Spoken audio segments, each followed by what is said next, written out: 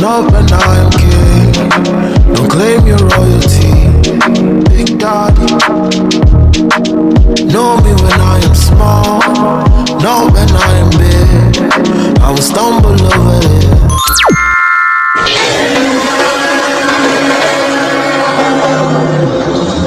You gonna say it with mommy? You say, what's up, honey bear? Squad. It is your Queen Koya back with another video. How I was doing yesterday? How are you doing today? Well, it doesn't matter because today is going to be a great day, right? Anyway.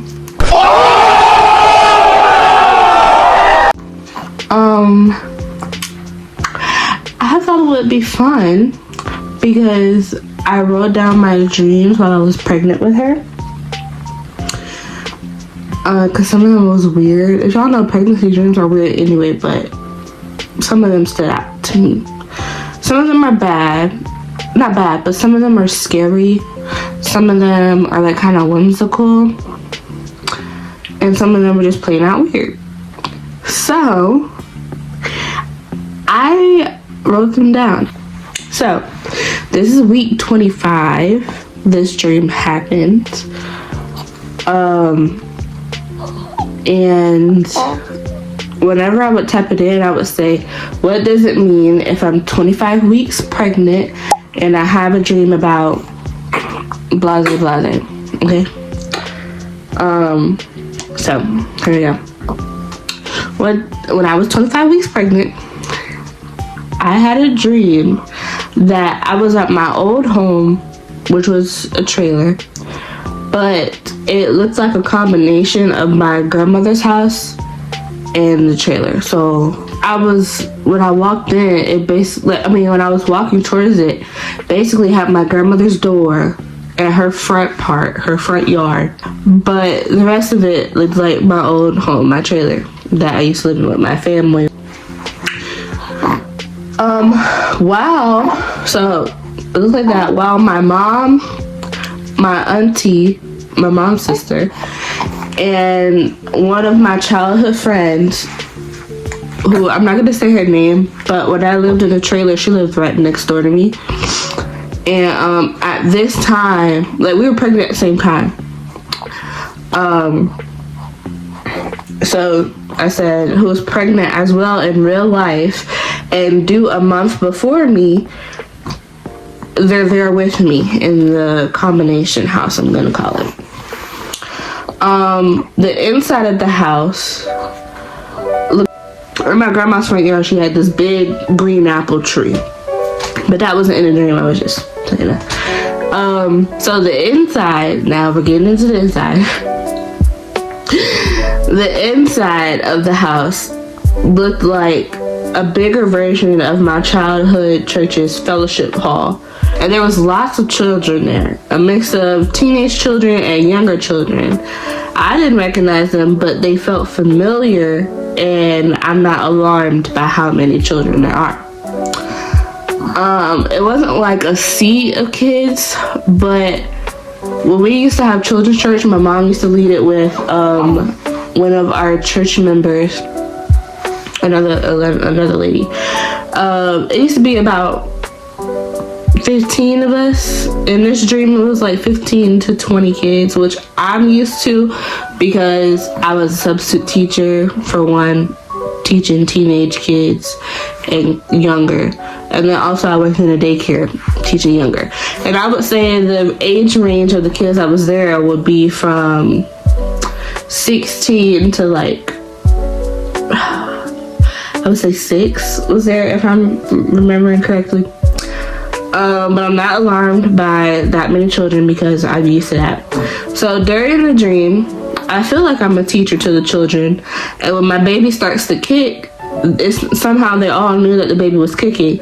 And they all rushed to me to feel, I'm going to say her because it was her, to feel Rhea kicking. At this time, I don't think I knew what gender she was. I don't think I did. If I did, I don't know why I didn't just put her. Anyway, they rushed to feel her kicking, and they seemed very happy and amazed by her kicking, and they seemed very happy for me. Accidentally bumped into a piece of furniture when they were like rushing towards me, and we were like moving, like, because you know when someone rushed towards you, you take a step back a little bit. So that's what I did, and I bumped into a piece of furniture. And the childhood friend, she laughed at me and joked and said, "So you're pregnant and clumsy too? Come on out, you can't be both." And that's when I heard her say that in my dream, I was like, that sounds like something she would say. So we both laugh, and I say, well, yeah, I'm more clumsy now. You're pregnant too, so you know the deal. And she laughed. Then my dreams normally, they like kind of like fast forward or like rewind. I don't know if anybody else's dreams do that, but it's kind of like I'm standing there and then everything moves so fast, like it's fast forwarding to a new place or whatever. So then my dream takes me to my old trailer home, and my mom opens the front door to a front yard. So we were in the fellowship hall. I turned around when everything was fast forwarding, and my mom is now standing at the front door with me to our trailer, and she's opening it to where we can see the outside of the trailer, or the outside front yard. So she opens the door, and it's a front yard full of tiger lily trees of different colors and patterns. Now, tiger lilies don't grow on trees, so I don't know why they were growing on trees in my dream, but I just chalked it up to be because since it's a combination of my grandma's place and my old place, my grandma, like I said, has a big green apple tree in her front yard. She may have 2 in her front yard, or had 2 in her front yard. So that's maybe why it was trees instead of just tiger lilies growing out the ground like they usually do. But anyway, they were of different colors and patterns, which tiger lilies grow in different colors and patterns. I put pictures right here. Tiger lilies are one of my favorite lilies. They're my most favorite lily, I should say. My second favorite lily is lily of the valley. The lilies are so luscious and plentiful on the trees. I'm amazed, and I asked my mom, how did you get them to look like that? Because they looked so... I'm trying to think what's the name of that painting. Because the way... I think it's a he. I hope I'm not misgendering. I think it's a he. The way he paints his paintings, it looks like icing, like cake icing that's coming off of the canvas, and you just want to touch it with your finger, like do like that, and because it looks so appetizing, and it looks like ice cream or whipped cream or something on the canvas, but it's not. It's just the way he was painting. He used like a scalpel or a painting, what it's called. It kind of looks like a cake spatula. So that's how the flowers looked on the trees. I said, how did you get them to look like that? And she just turned to me and said, whipped cream and paint. And I was like, whipped cream and paint? And then I said, that can't be all, because they have never looked like this before. And it was weird. That was the first thing that came out of my mouth. Like, that can't be all you use, because what do you mean whipped cream and paint? But it's a dream. So, I said that can't be all you use, because they never look like this. What? What's wrong? You enjoying the story?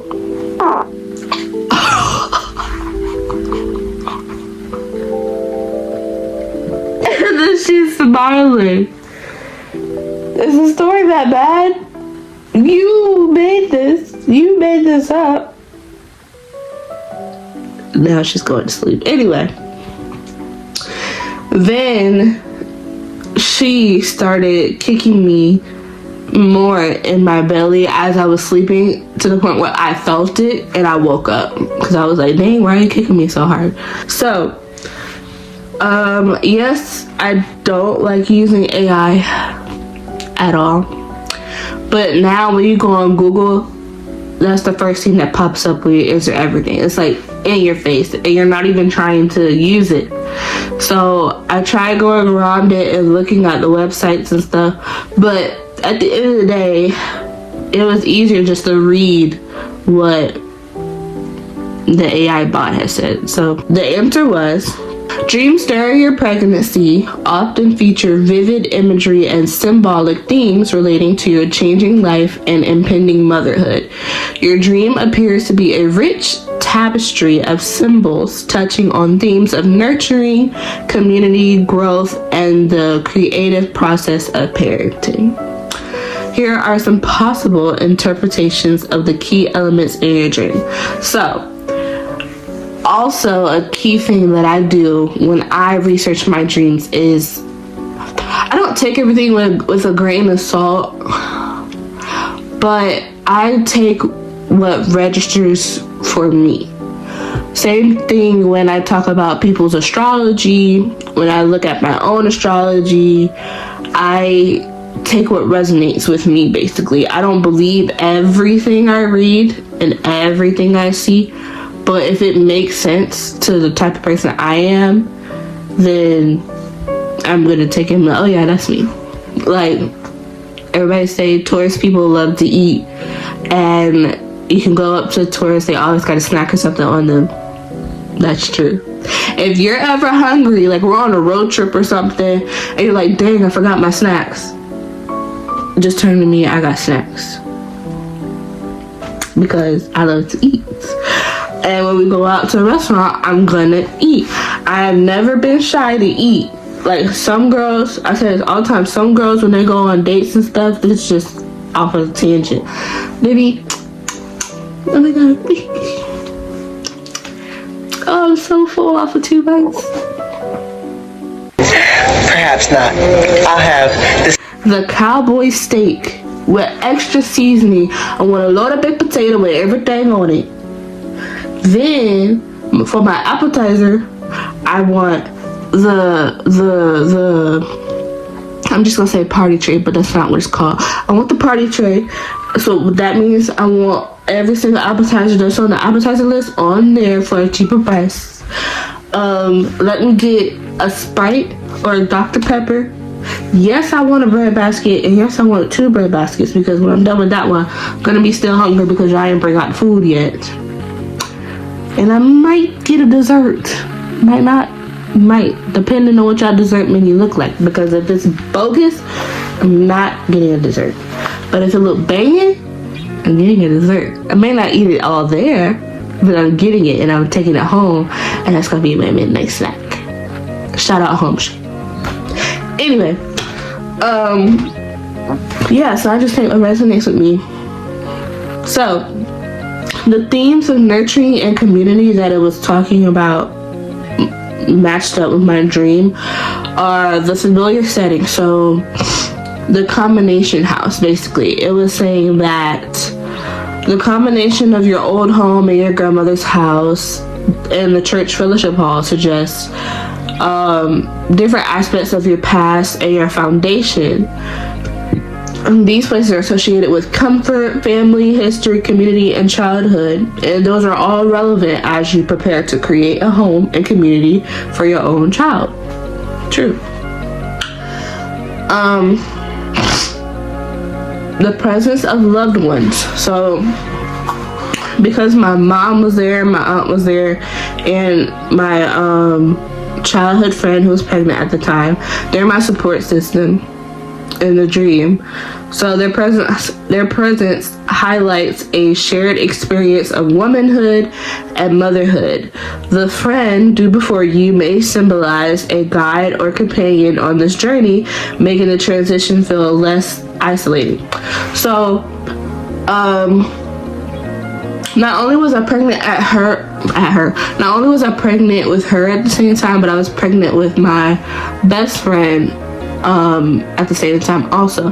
But my best friend had just she gave birth already in December, so she was dealing with her newborn. So even though we don't talk 24/7 on a regular, it still got scarce while I was still pregnant, which I understand because it's a newborn. I already knew, okay, once her baby is born, she is not going to be able to talk at all. She's going to be dealing with that baby.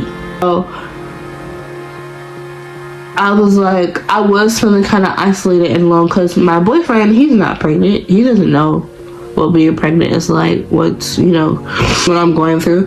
And his mom, we live with his mom, but she's never been in my situation either.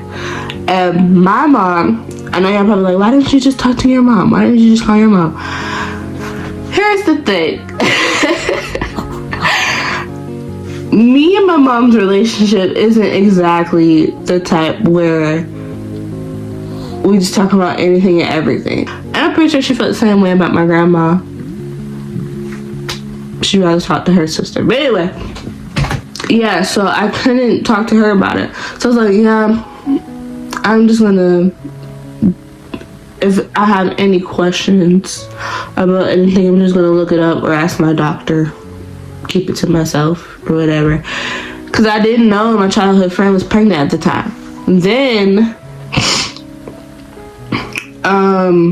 right before I had this dream, she texted me and she was like, she's like, congratulations on being pregnant or something like that. I was like, thank you so much. She was like, she just dropped it. She was like, I'm pregnant too. And I was like, no way, are you serious? I'm so happy for you. Blah, blah, blah, like that. So it was somebody new I could talk to now, ask questions. And she's that person, we're the same sign. So she's the more nonchalant, I'm gonna say what I want to say, and it's gonna help you out. It's gonna be good information.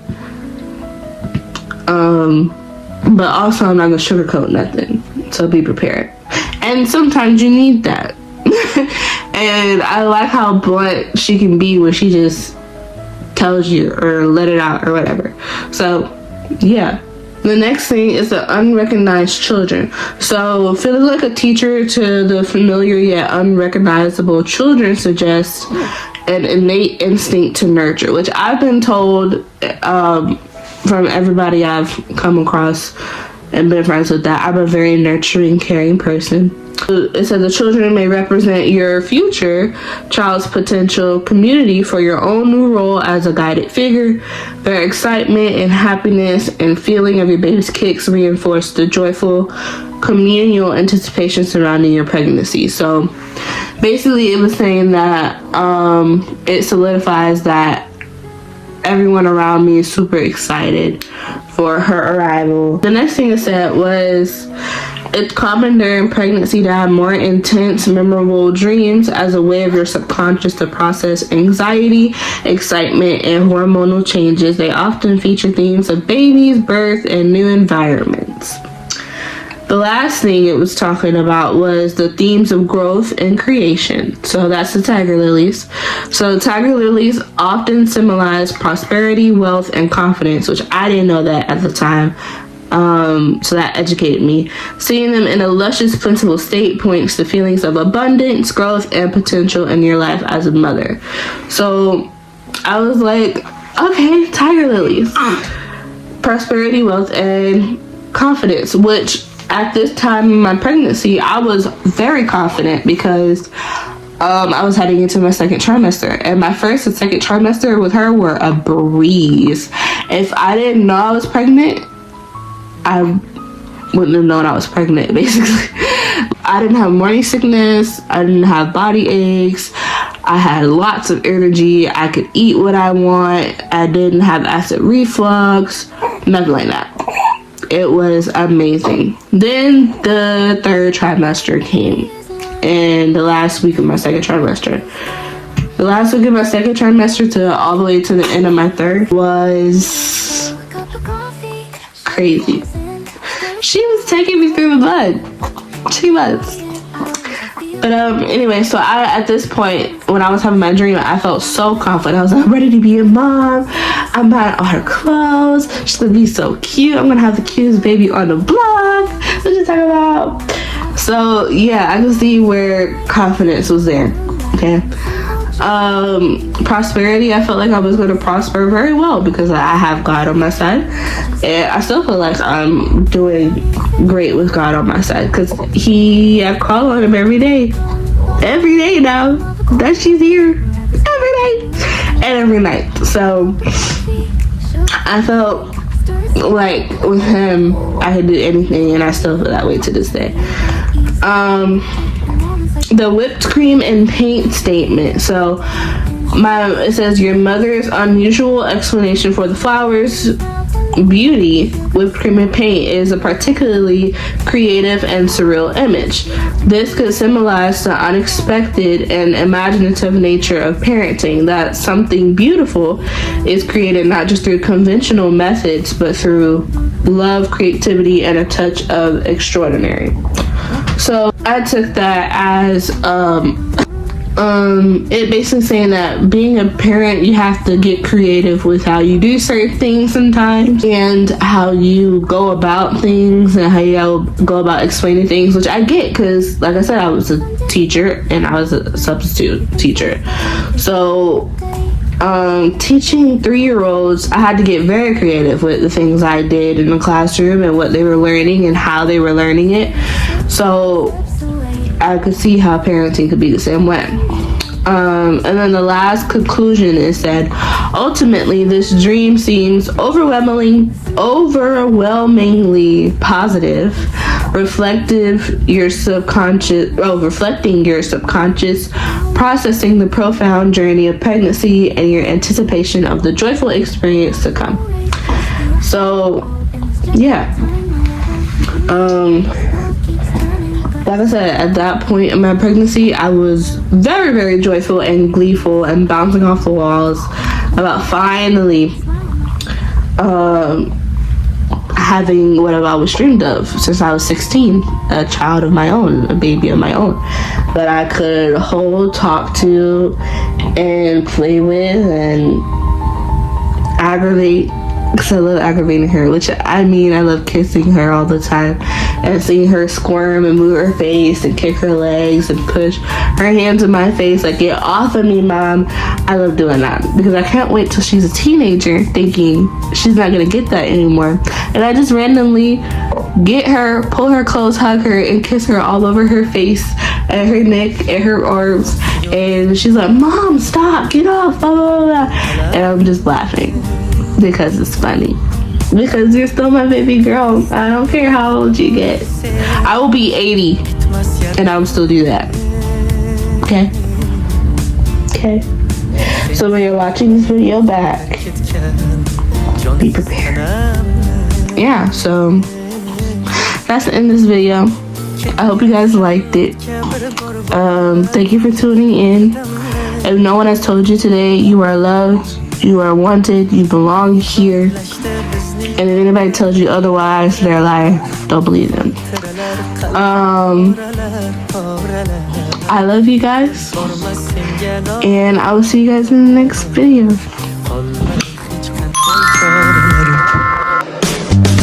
Dünyalarga tenginam, ayt bevafo yorginam, sen ham mendek bir bor eslayapsanmi?